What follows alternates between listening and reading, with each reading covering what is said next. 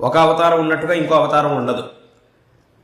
ఎందుకు ఇలాగా అనంటే భగవంతుడు ఏ సందర్భంలో ఏ రకంగా ఈ ధర్మానికి సంకష్టం అనేది ఏర్పడిందో ఆ సందర్భంలో ఆ రకానికి ఏ స్థితిలో అయితే మన ధర్మం ఏ విధమైనటువంటి ఇబ్బంది మన ధర్మానికి వచ్చిందో దానికి తగినటువంటి రూపాన్ని అవతారాన్ని భగవంతుడు ధరించి ఆ సమయానికి కావాల్సినట్టుగా ధర్మాన్ని భగవంతుడు కాపాడి మనకి ఇచ్చాడు.